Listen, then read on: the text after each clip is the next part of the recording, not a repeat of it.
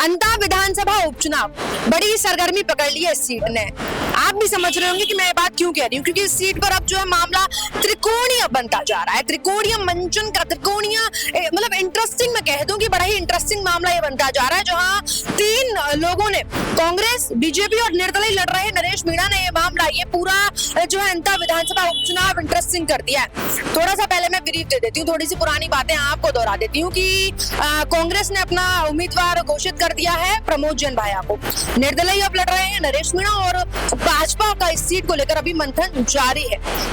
चौथी पार्टी मैं इसलिए नहीं कहूंगी क्योंकि आरएलपी की तरफ से अभी इस मामले को लेकर कोई भी अपडेट आई नहीं है। बाकी एक अपडेट और दे देती हूँ इसमें कि आज से जो है नामांकन पर्चा भरने शुरू हो चुके हैं। आज से नामांकन भरे जा रहे हैं और सोमवार के शुभ दिन को मानते हुए कांग्रेस के प्रत्याशी जो है हमारे प्रमोद जैन भाया, उन्होंने नामांकन भर दिया है। अपनी पत्नी के साथ और तमाम कार्यकर्ताओं के साथ वो पहुंचे, नामांकन भरा और अब जो है अब 14 तारीख से वे जो है अब अपनी रैली शुरू कर देंगे।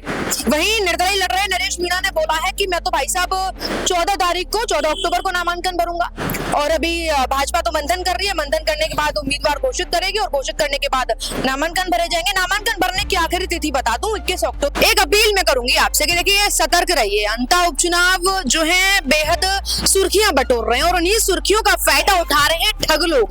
ऐसा मैं क्यों कह रही हूँ, क्योंकि आज का ही मामला ले लीजिए जहाँ सरपंच है गांव के, जिनको एक दिल्ली कार्यालय से, दिल्ली के बीजेपी कार्यालय से कॉल आता है। ये उनकी कही हुई बातें हैं जो मैं आपको बता रही हूँ कि दिल्ली कार्यालय से कॉल आता है कि देखिए मैं पदाधिकारी बोल रहा हूँ और मुझे आपके नामांकन भरने की डिटेल्स चाहिए और इन डिटेल्स को भरने के लिए आपको टिकट मिल जाएगी। इन डिटेल्स को भरने के लिए 35,000 रुपए आपको देने होंगे। 35 या 38,000 का कुछ आंकड़ा था, उन्होंने मांगा और देखिए सरपंच साहब थे, प्रधान जी थे, उन्होंने एकदम उछल पड़े कि भाई मुझे तो टिकट मिल जाएगी और पैसे उन्होंने ट्रांसफर कर दिए। लेकिन खुलासा तब हुआ जब उन्होंने 12 के जिला अध्यक्ष को कॉल किया कि भाई साहब ऐसे ऐसे फोन आया था, मामला क्या है।